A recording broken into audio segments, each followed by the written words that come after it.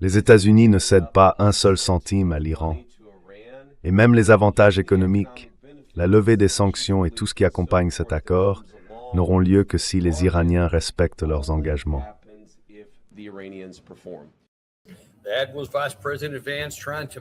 C'était le vice-président Vance qui essayait de présenter cet accord comme une très bonne affaire, tout en donnant l'impression que c'est toujours nous qui tenons les rênes.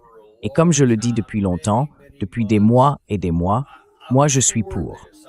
J'étais pour le plan de retrait. En fait, pour être honnête, ce qui se passe là est un peu mieux que le simple plan de retrait, parce qu'au moins, ils essayent d'aboutir à une forme d'accord négocié. J'ai toujours dit que si on pouvait s'entendre sur ces conditions, ce serait une bonne chose. Mais je ne pensais pas qu'ils seraient capables, politiquement, d'y arriver. Et comme vous allez le voir tout au long de cet épisode, c'est peut-être encore le cas. Il se peut bien qu'ils n'arrivent pas à mener ça à terme. De toute évidence, le président a choisi d'emprunter cette voie.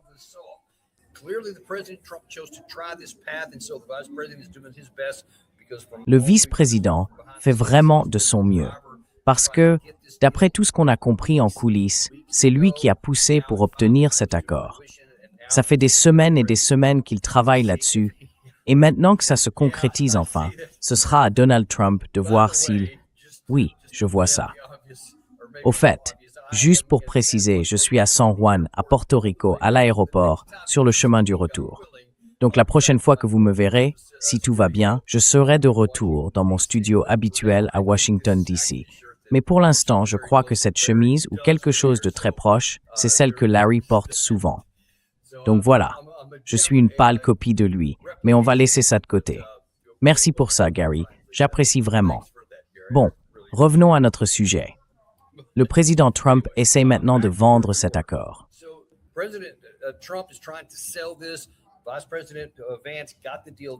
Le vice-président Vance a conclu l'accord.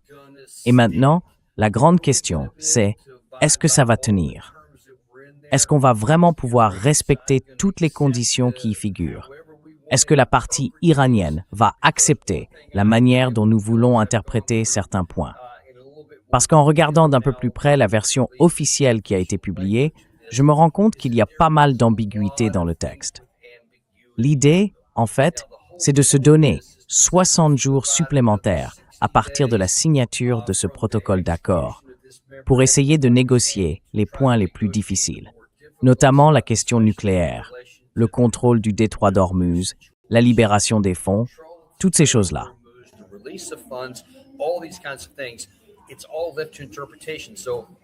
Tout dépend de l'interprétation. Si les États-Unis disent « très bien », mais nous, on l'interprète autrement et on ne va pas vous donner ce que le texte semble indiquer qu'il faut faire dès le départ, alors là, on va avoir des problèmes. Si le côté israélien ne fait pas ce que le président Trump les a engagés à faire, c'est-à-dire non seulement arrêter les combats au Liban, mais aussi se retirer et mettre fin aux affrontements contre le Hamas à Gaza, ce sont déjà 2 tâches énormes à elles seules. Donc il va encore y avoir beaucoup de discussions pour savoir si tout ça va vraiment se produire ou pas. Le président Trump va essayer de le faire.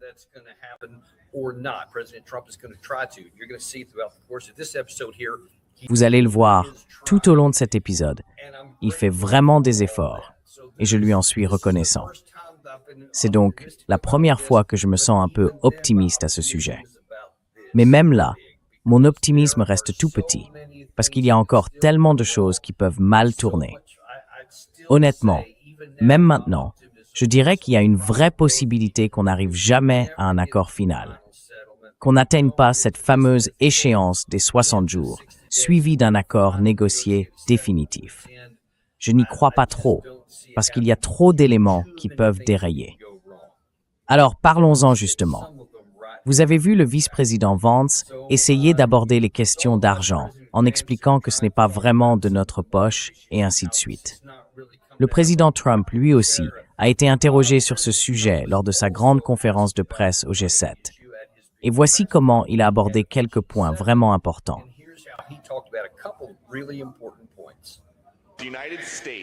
Les États-Unis ne vont pas payer exactement l'Iran. mais ils vont permettre de gagner des milliards de dollars en vendant du pétrole et en accédant à ce fonds de reconstruction. Seulement s'ils font les choses correctement. Seulement si, Peter. Seulement si nous, on ne fait rien. On ne met pas d'argent sur la table. Pouvez-vous expliquer quand même quelle est la différence entre donner des dollars américains à l'Iran et simplement débloquer des dollars américains?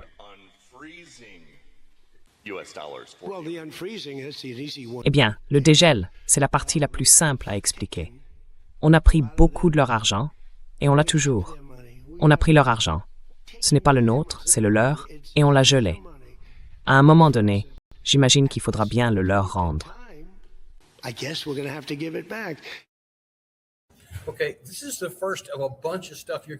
C'est la première d'une série de choses que vous allez voir dans cet épisode et qu'on répète depuis le tout début. Il y a aussi d'autres éléments qu'on ne va pas montrer ici, mais l'un des points que le président Trump a reconnu, c'est que, on était sur le point d'épuiser nos réserves stratégiques de pétrole. Il a dit qu'il restait environ 4 semaines. Moi, ça fait des semaines que je vous dis qu'on s'en approchait, que si on ne faisait rien d'ici la fin juillet, ou quelque part en juillet, on allait atteindre un point critique où on serait à court, ou presque à court, et qu'il n'y aurait plus d'approvisionnement.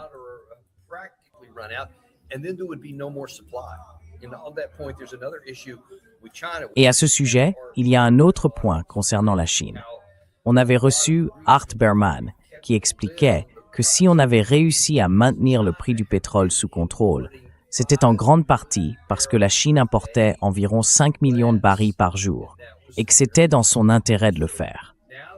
Mais maintenant que le prix du pétrole est redescendu, la dernière fois que j'ai regardé, il était dans les 70 $. Ce n'est plus économiquement rentable pour la Chine de continuer comme ça.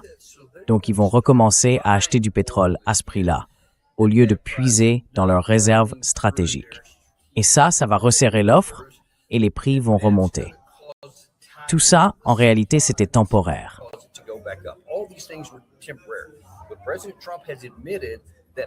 Mais le président Trump a reconnu que comme la réserve stratégique de pétrole arrivait à épuisement, il devait agir, parce qu'à un moment, la réalité financière s'est imposée. Il a compris que s'il ne concluait pas cet accord, il y aurait des conséquences économiques immédiates. Vous l'avez aussi entendu dire à plusieurs reprises que sans ça, on aurait pu se retrouver en dépression. Où avez-vous entendu ça ces derniers mois? Qu'il y a un vrai risque, et qu'on pourrait d'ailleurs ne pas encore être sorti d'affaires. Il y a toujours de gros vents contraires, même maintenant. Rappelez-vous, je vous le répète sans cesse, même quand on arrive à ce que j'appelle l'accord mythique, et maintenant, on a un accord, même à ce stade, il restera un long processus de désengagement à gérer.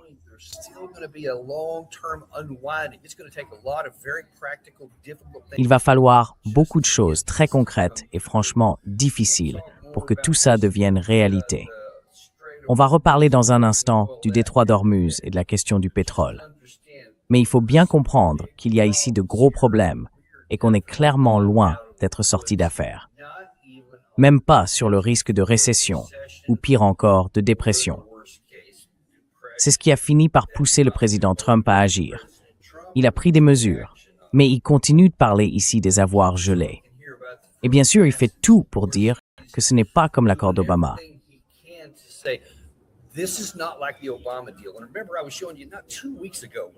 Et souvenez-vous, je vous montrais il y a à peine 2 semaines qu'il continuait sur Truth Social à publier ces images et ces montages où l'on voit Obama remettre des avions remplis d'argent à l'Iran et tout ce genre de choses en critiquant Obama pour avoir donné de l'argent.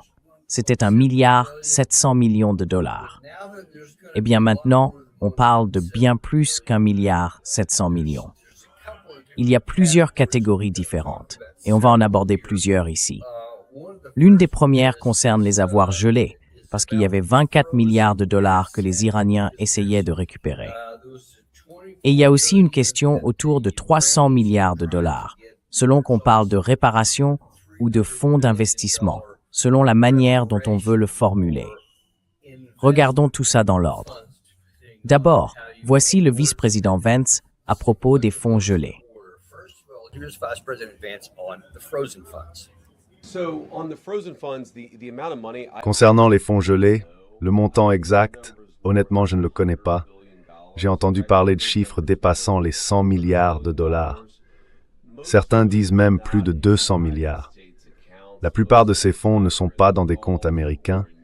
Ils sont surtout dans le Golfe, en Europe ou ailleurs. Mais je ne connais pas la somme précise. C'est énorme.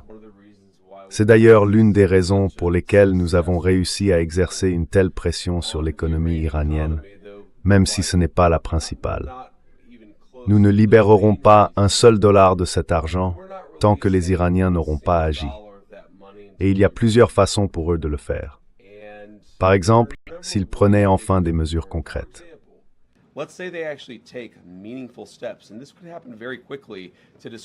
Et ça pourrait arriver très vite pour détruire ce stock de matière enrichie. Ensuite, on en parlera. Mais ils doivent agir. J'ai vu passer certains rapports, je ne sais pas d'où ça sort, disant que les Qataris auraient libéré des milliards de dollars d'avoirs iraniens. C'est tout simplement faux. Ce serait impossible pour les Qataris de faire ça sans notre accord et surtout sans qu'on le voie. Donc beaucoup de ces informations sont fondamentalement erronées. Ils ne reçoivent pas un seul dollar d'avoir débloqué. C'est leur argent, pas le nôtre. Mais ils n'en touchent pas un seul tant qu'ils n'ont pas respecté les termes de l'accord.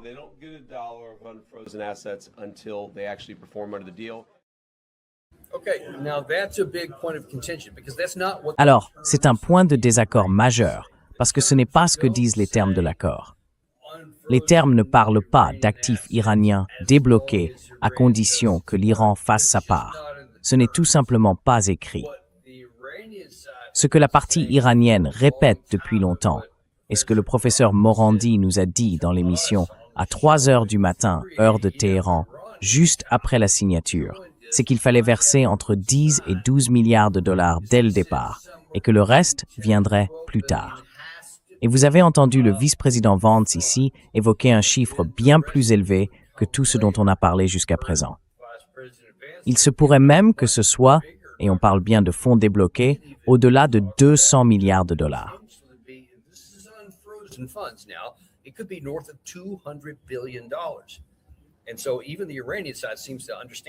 Donc, même du côté iranien, on semble comprendre que tout ça va se faire par étapes. Ils ont dit qu'il devait y avoir une première phase dès le départ, parce qu'il faut se rappeler qu'ils répètent sans cesse qu'ils n'ont aucune confiance dans ce processus. Il fallait donc mettre en place des mesures de confiance dès le début. Il devait y avoir une levée initiale des sanctions sur leur secteur énergétique et aussi un déblocage immédiat des fonds gelés. Le vice-président Vance, ici, dit qu'ils doivent, je cite, « faire quelque chose ». Mais il n'a pas précisé ce qu'ils sont censés faire. Franchement, on ne leur demande pas grand-chose aux Iraniens.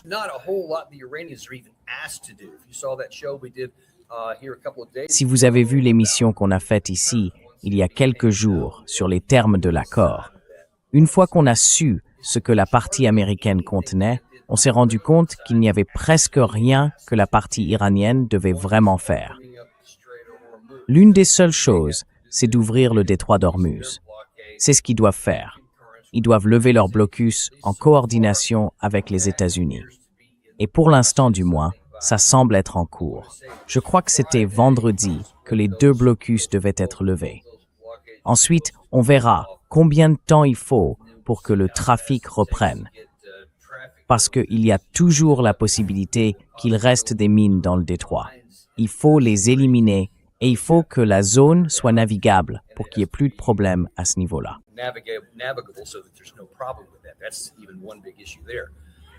C'est déjà un gros problème, rien que ça. Mais à part ça, il n'y a pas grand-chose que la partie iranienne va devoir faire. Et vous avez mentionné, dans le dernier extrait, la question du matériau nucléaire retraité. Disons qu'ils nous le remettent tout de suite. Eh bien, ce n'est pas prévu dans l'accord.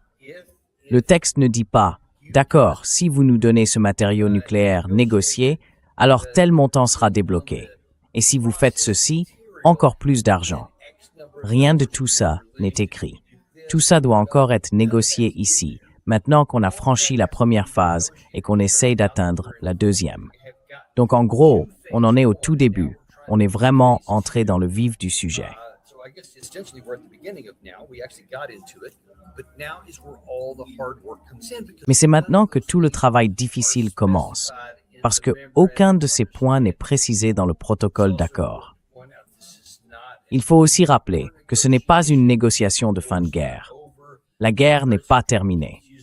Le président Trump continue d'utiliser cette expression « un accord », comme si cela allait mettre fin à la guerre. En réalité, cela n'a fait qu'ouvrir la porte à une négociation pour y mettre fin. Il reste encore beaucoup de discussions à mener, et savoir si on arrivera ou non à un accord négocié est encore très incertain. Il y a aussi un autre aspect, encore plus important, qui pèse lourd politiquement et émotionnellement. Les 300 milliards de dollars de réparation. emotional weight, that is the $300 billion. Qui va financer ce fonds de 300 milliards de dollars? Qui exactement met l'argent? Ce sont des entreprises privées? What's interesting about this is there is Ce qui est intéressant, c'est qu'il y a un vrai désir, à la fois dans le monde arabe et au-delà, de s'impliquer en Iran, à condition que ce pays se comporte correctement. Par exemple, prenons les Émirats arabes unis. Ce sont de grands alliés, pas seulement depuis quelques mois, mais depuis de nombreuses années. Imaginons qu'ils souhaitent investir dans la construction d'une centrale électrique. Eh bien, aujourd'hui, c'est tout simplement impossible à cause du fonctionnement des sanctions américaines. Ce que nous disons, c'est que si l'Iran se comporte comme il faut, et si les Émiratis veulent effectivement construire une centrale, alors nous mettrons en place l'allègement des sanctions nécessaires pour que ce projet puisse voir le jour. we will do the sanctions relief necessary to make that possible. The good thing about that is that it actually creates L'avantage, c'est que ça crée en fait de l'intégration. Et cette intégration, c'est une forme de levier. Dans un monde où la coalition du Golfe a plus d'influence sur l'économie iranienne, c'est un monde où l'Iran sera beaucoup plus freiné dans ses comportements problématiques. Donc c'est beaucoup à l'initiative de la coalition du Golfe. Ils voient bien que l'Iran est affaibli, ils voient qu'il y a une opportunité de bâtir une nouvelle relation. Et ils disent, si l'Iran se comporte correctement, et si les États-Unis acceptent que cela se fasse, alors oui, nous voulons vraiment changer notre relation avec l'Iran. then absolutely we want to change our relationship with Iran. Okay, great. It's great. You say that all these D'accord, très bien. C'est bien que vous disiez que tous ces pays du Golfe veulent investir dans des dettes. Lui, il continue d'utiliser ce terme, pas celui de réparation. D'abord, la signature de cet accord. Au fait, je ne sais pas si je l'ai précisé, elle devait à l'origine avoir lieu à Genève demain. Finalement, ce sera signé vendredi à Genève. Mais en réalité, vous avez sans doute vu des images ou des extraits vidéo de ça. Le président Trump l'a signé physiquement à Versailles, à Paris. Le symbole est difficile à manquer. Et franchement, je ne suis pas sûr que quelqu'un dans l'équipe du président Trump ait lu un peu d'histoire ou sache quoi que ce soit sur la Première Guerre mondiale. Parce que signer un document à Versailles, c'est chargé de toute une histoire, de connotations négatives et de tout ce qui touche directement aux réparations de guerre. directly related to war reparations. Remember, World War I came to an end on a negotiated. Souvenez-vous, la Première Guerre mondiale s'est terminée sur des conditions négociées, signées à Versailles. L'Allemagne était du côté des perdants, mais elle n'avait pas vraiment perdu la guerre. Pourtant, elle a dû signer ce document humiliant qui l'obligeait à payer d'énormes sommes, les réparations de guerre. C'est là, à Versailles, que tout a été conclu. Et voilà que le président Trump, bon sang, ressemble beaucoup à celui qui a signé pour l'Allemagne à l'époque et qui a ensuite dû payer ses réparations. Ça a complètement vidé l'économie allemande et le gouvernement de Weimar qui en est sorti s'est effondré. Et après, toutes sortes de choses terribles se sont produites. J'espère vraiment que ça ne nous arrivera pas. Mais on ne peut pas écarter cette possibilité, surtout vu l'état actuel de l'économie. Especially given the way the economy already is, and now then this issue that we're going to have with more Et maintenant, parlons de ce problème qu'on va avoir avec plus de pétrole. Voilà, c'est là, la signature à Versailles. Ça a l'air d'une super affaire, mais franchement, je ne suis pas sûr qu'ils aient vraiment réfléchi à ce qu'ils faisaient.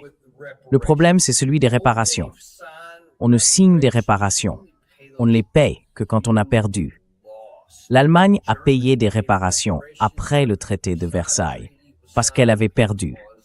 Elle restait un pays viable, mais elle avait compris qu'elle ne pouvait plus gagner la guerre. Alors, elle a accepté une fin négociée.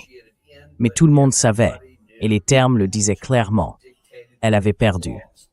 Le fait que nous, on s'engage à payer 300 millions de dollars, on peut enjoliver ça, dire que c'est un investissement, peu importe comment on le présente, très bien.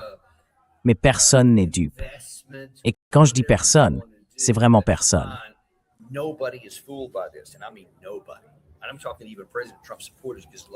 Et je parle même des partisans du président Trump, parce que beaucoup de gens étaient très remontés à ce sujet, à la fois à cause des fonds gelés et de ce fonds de 300 milliards de dollars, qu'on appelle selon les cas réparation de guerre ou fonds d'investissement, comme ils préfèrent le dire. Tout le monde comprend bien que c'est quelque chose qui va améliorer la situation du côté iranien. Maintenant, le vice-président Vance ajoute qu'il y a probablement pour 1 millier de milliards de dollars de dégâts du côté iranien. Donc ça ne va pas les rendre forts et puissants du jour au lendemain. Ils restent cependant forts sur le plan stratégique, parce que nous les avons placés dans une position qui leur permet de contrôler le détroit d'Ormuz. Et ils ont maintenant agi en ce sens, en sachant que c'est quelque chose qu'ils peuvent faire militairement à tout moment.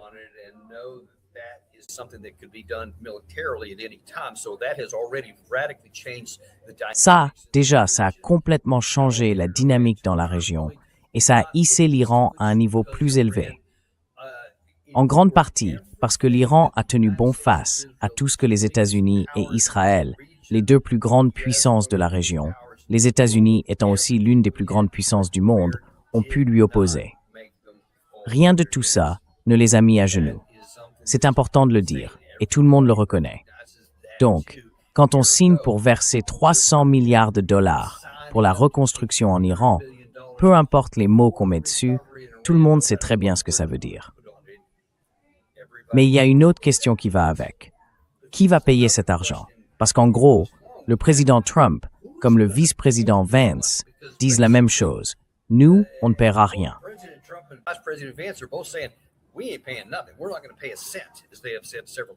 Nous n'allons pas payer un centime, comme ils l'ont répété plusieurs fois. Ce seront donc les pays du Golfe qui investiront, ces mêmes pays qui ont été la cible de tous ces missiles iraniens. S'ils souffrent aujourd'hui, c'est parce que la guerre que nous avons choisi de lancer a forcément et logiquement conduit à ce qu'ils soient frappés, puisqu'ils nous soutenaient. Et maintenant, on demande à ceux qui ont pris les missiles de plein fouet de financer la reconstruction du camp adverse. Mais qui va payer pour la reconstruction de tous les pays du Golfe? Cette question n'a même pas été abordée. Je peux vous assurer qu'ils ne sont pas très contents, comme l'a d'ailleurs dit ici le ministre des Affaires étrangères d'Arabie Saoudite.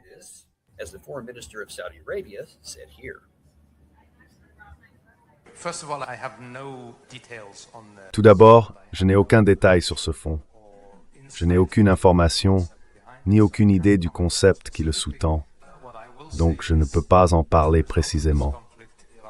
Ce que je peux dire, c'est qu'à la suite de ce conflit, l'Iran n'a pas seulement attaqué le royaume, mais l'ensemble des pays du Conseil de coopération du Golfe.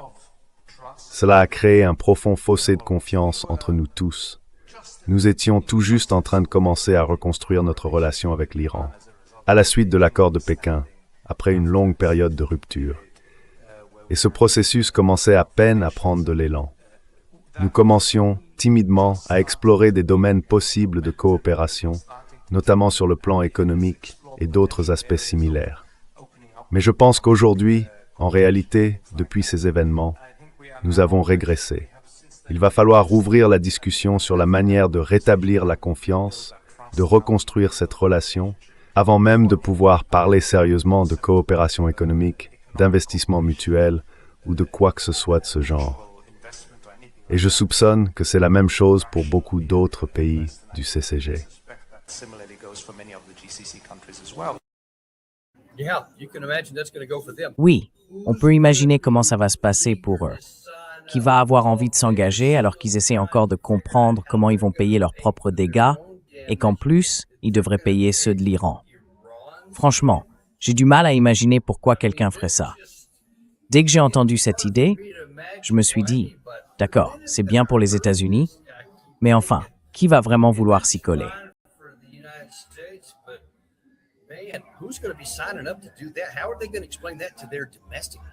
Comment vont-ils expliquer ça à leurs clients nationaux, à leur propre population? Ils se sont retrouvés entraînés dans une guerre que personne ne voulait mener. Ils ont subi énormément de dégâts. Ils ont perdu des revenus économiques considérables, rien qu'à cause de l'arrêt des ventes de pétrole, qui dure maintenant depuis plus de 3 mois.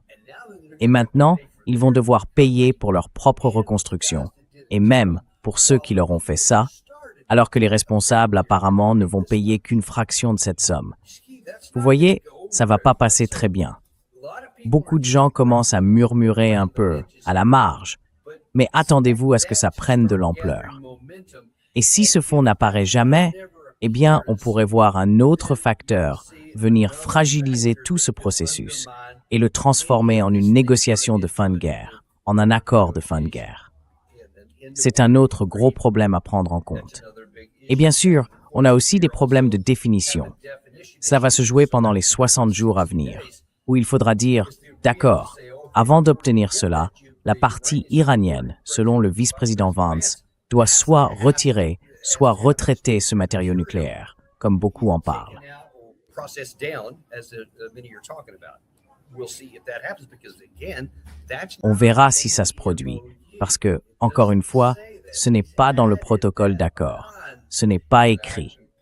Il a ajouté ça après coup, et je peux vous assurer que la partie iranienne n'acceptera pas cette définition. On vous tiendra bien sûr informé quand ce sujet reviendra. Il y a aussi 2 ou 3 autres points dont je veux parler, qui viennent de ce premier jour, alors qu'on commence à recevoir de plus en plus d'informations.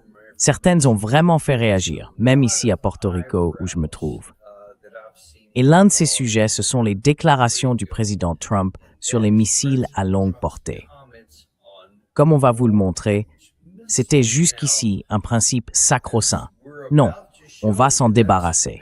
On ne va pas leur permettre d'avoir des missiles à longue portée. we're going to get rid of that. We're not going to allow them to have long-range missiles. You may recall, and I don't have anything on this right now, but Vous vous souvenez peut-être, je n'ai rien sous la main là-dessus en ce moment, mais je crois que, dans le premier mois de la guerre, on avait essayé d'expliquer que la raison de notre intervention n'était pas seulement la menace imminente d'une arme nucléaire dans une semaine ou 10 jours, ce qui bien sûr était complètement faux. On disait plutôt, vous savez quoi? Non, je me souviens, le secrétaire à la guerre, Pete Hegseth, faisait partie de ceux qui l'ont dit clairement. C'était à cause de leur programme de missiles longue portée. Si on n'intervenait pas tout de suite, dans quelques années, ils auraient un bouclier impénétrable et on ne pourrait plus jamais agir. Donc, il fallait frapper maintenant. Vous vous rappelez de ça? C'est bien le secrétaire Hegseth qui l'avait dit. Eh bien, voilà maintenant ce que dit le président Trump. now, here's what President Trump is saying. Je peux revenir rapidement sur quelque chose que vous avez dit pendant la conférence de presse. Vous avez dit que ça ne vous dérangeait pas que l'Iran ait des missiles balistiques. Vous pouvez préciser ce que vous vouliez dire par là. Je veux être sûr de bien comprendre votre position. Non, ce que je dis, c'est que si d'autres pays en ont, c'est un peu injuste qu'eux n'en aient pas du tout. Un missile balistique, ce n'est pas la même chose que ce dont on parle quand on parle du nucléaire. Mais si l'Arabie saoudite, le Qatar et les autres en ont, je dirais qu'en proportion relative, je trouve ça acceptable. You know, all these people who have been supporting this war. Vous savez, tous ces gens qui ont soutenu cette guerre, qui ont réclamé d'en faire plus, qui disaient qu'il fallait y retourner et finir le travail, franchement, ils doivent s'arracher les cheveux. Ils doivent se dire, tu n'es pas sérieux là. Et maintenant, vous voulez dire ça? Oui, absolument. Sure, I Je veux dire, l'Arabie saoudite possède des missiles longue portée. Et par extension, ça veut dire qu'Israël en a aussi. Donc oui, bien sûr, pourquoi pas. Alors pourquoi avoir tenu ce genre de propos? Laissez-moi vous montrer ce que le président Trump a dit le premier jour de la guerre, le 28 février, quand il a lancé une partie de son discours.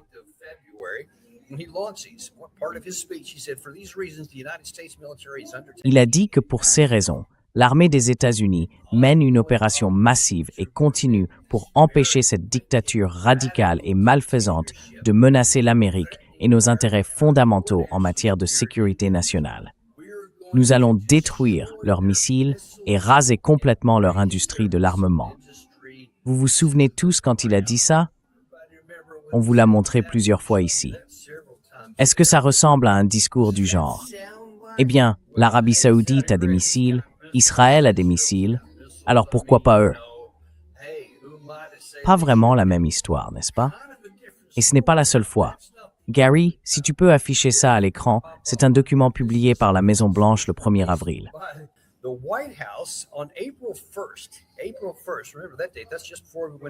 1er avril. Vous vous souvenez de cette date? C'est juste avant qu'on entre dans le cessez-le-feu. Les objectifs clairs et constants du président Trump ont conduit à des succès décisifs contre le régime iranien. Faites défiler un peu plus bas.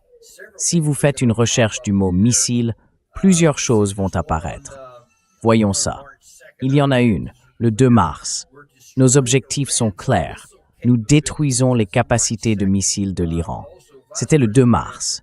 Et aussi le vice-président Vance, le même jour. D'accord, je vais afficher ça pour que ce soit plus lisible. Voilà, espérons que ce soit plus clair. Bon, on va descendre comme ça. Marco Rubio. Voilà. Et là, le vice-président Vance.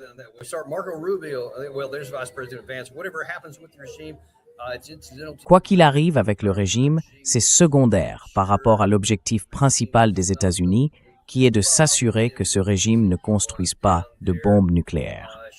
Ensuite, on continue dans cette direction. Les missiles balistiques de courte portée. Voici ce que dit Marco Rubio. Les États-Unis mènent une opération pour éliminer la menace que représentent les missiles balistiques de courte portée de l'Iran, ainsi que la menace posée par sa marine. Et puis ça a continué, encore et encore, dans le même sens. Amiral, vous savez, tous ces gens qu'on voit, Rubio encore, à d'autres moments. Et maintenant, on a le président Trump qui dit « Non, non, tout va bien, vous pouvez les avoir. » Oui, nous ne permettrons pas à l'Iran de se cacher derrière l'immunité que lui donnerait un vaste arsenal de missiles balistiques de courte portée.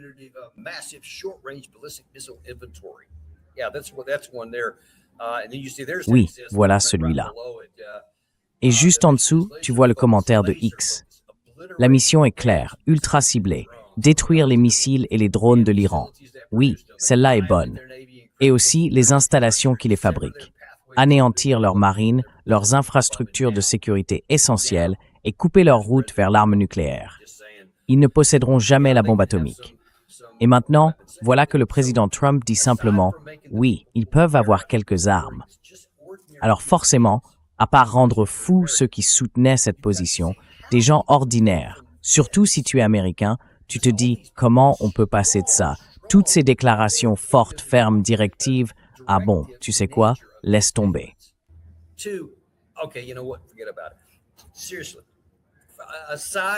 Sérieusement, au-delà de ce simple mandat, si je peux juste en parler un instant, tout ça continue de détruire la moindre confiance que quiconque, en dehors des États-Unis, pouvait encore avoir dans le leadership du président Trump.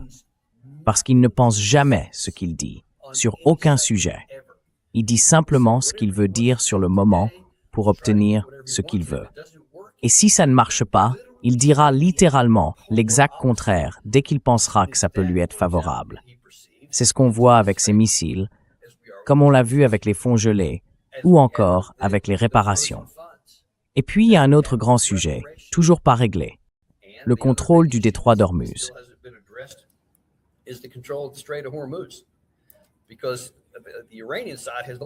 Parce que du côté iranien, la seule chose à laquelle ils ont accepté pendant cette période, c'est que pendant 60 jours, qui ont commencé hier, officiellement je crois, ils ne feront payer aucun péage, aucun frais, rien du tout. Donc ce sera une ouverture totale, dans les deux sens. Tout pourra entrer et sortir pendant 60 jours. Et à la fin de cette période, le professeur Morandi me l'a confirmé. J'ai vu Galibaf, le président de leur parlement et leur principal négociateur, dire clairement et sans ambiguïté que cela ne durerait que 60 jours et qu'ils ne reviendraient jamais à la situation d'avant. Ils vont garder le contrôle du détroit d'Ormuz et ils recommenceront à faire payer des droits à partir du 61e jour. C'est ce qu'ils disent en ce moment. Ce n'est pas précisé dans le mémorandum.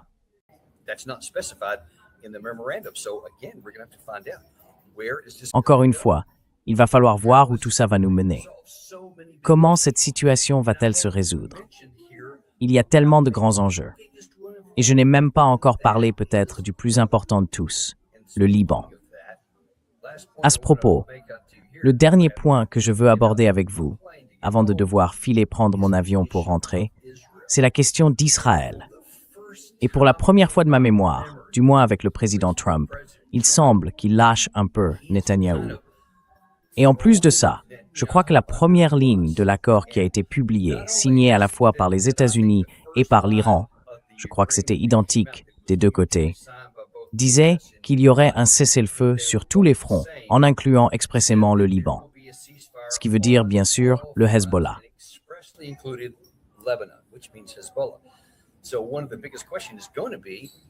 L'une des plus grandes questions, c'est de savoir ce qui se passera si Israël ne respecte pas l'accord. Netanyahou a dit « Nous ne considérons pas que nous devons confirmer que nous suivrons les termes de cet accord ». Et d'ailleurs, il y a une autre erreur majeure dans nos négociations ici. Cette guerre oppose trois parties, les États-Unis et Israël d'un côté et l'Iran de l'autre. Alors comment peut-on envisager une négociation de fin de guerre qui ne concerne que... Parfait. Merci Garrett. Il y a un point, non? D'abord, comment peut-on avoir un mémorandum entre seulement deux des parties? On essaie de faire en sorte qu'Israël respecte certains termes, alors qu'il ne participe même pas aux négociations.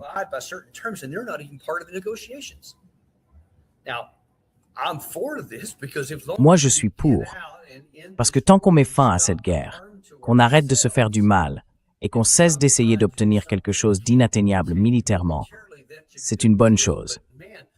Mais franchement, la façon dont on s'y est pris, comme pour tout le reste, c'est affreux. Comment peut-on s'attendre à ce qu'Israël suive ce qu'on veut, alors qu'on ne les a même pas inclus dans le processus?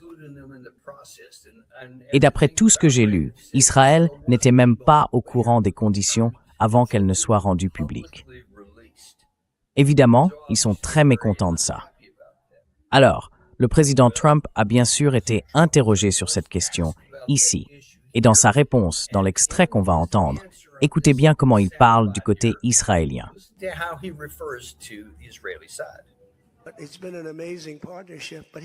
Mais ça a été un partenariat incroyable.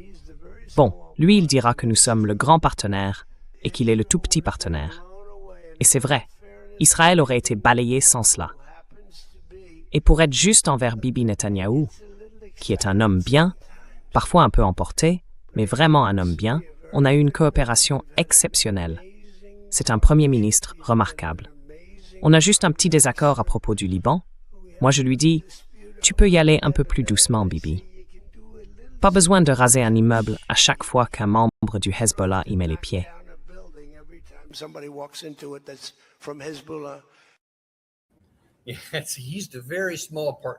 Oui, c'est vraiment un tout petit partenaire. Je veux dire, il l'a dit très clairement, c'est nous qui décidons. C'est un tout petit partenaire. Et ensuite, il dit, ah, oui, c'est un bon gars et tout ça. Mais bon, le Liban ne fait pas ça.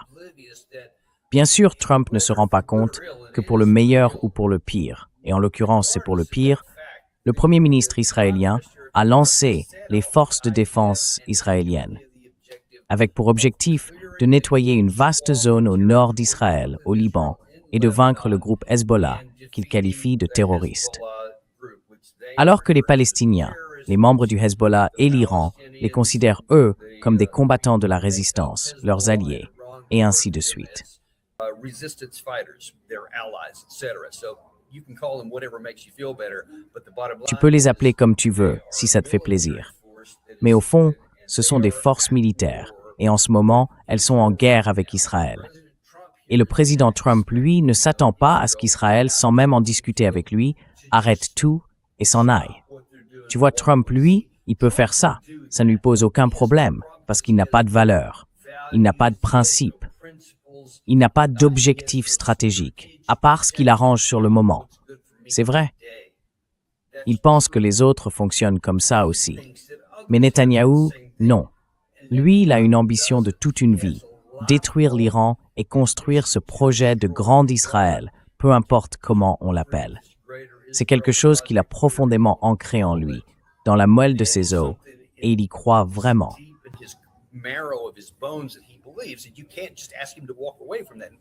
Et on ne peut pas simplement lui demander de tourner la page et penser qu'il va le faire. Donc maintenant, on en est là, à essayer de comprendre ce qui va se passer. Est-ce qu'Israël va le faire?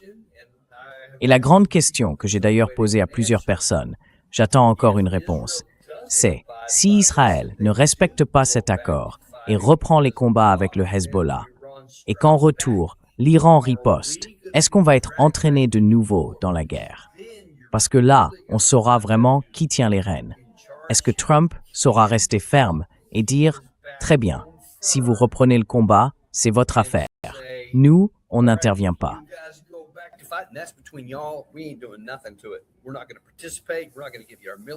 Nous, on ne va pas participer. On ne va pas vous donner notre armée. On ne va pas fournir les bombes. Vous pouvez vous débrouiller tout seul. Est-ce qu'il va faire ça? Parce que c'est ce qu'il devrait faire. Ou bien, est-ce qu'il va flancher, se laisser aspirer à nouveau dans cette histoire et défaire tout ce que le vice-président Vance a aidé à coordonner et à organiser? En ce moment, on est tout près de pouvoir conclure cet accord et de s'en aller. On pourrait encore en arriver au point où, comme je l'ai déjà dit, la meilleure idée depuis le début, c'était simplement un plan de retrait, où on ne se soucie même pas d'un accord négocié.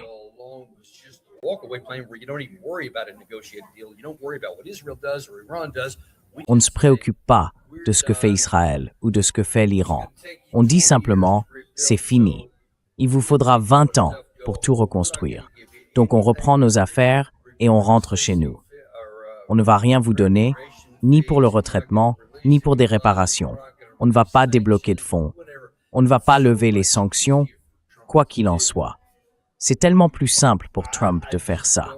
Je ne sais juste pas ce qu'il va décider. Donc je ne m'attends pas vraiment à ce que ça marche. J'espère que oui, mais pour l'instant, il y a tellement d'obstacles. On va continuer à suivre tout ça pour vous, surtout au fur et à mesure qu'on en saura plus.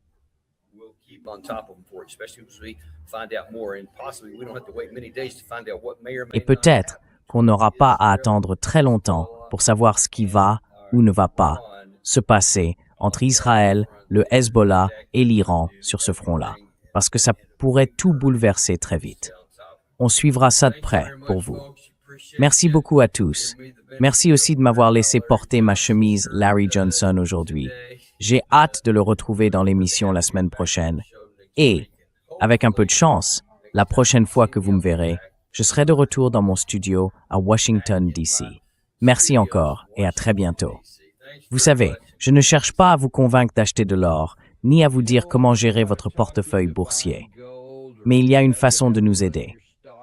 Abonnez-vous, mettez un j'aime et partagez cette vidéo avec quelqu'un que vous aimez. And share this with somebody you love.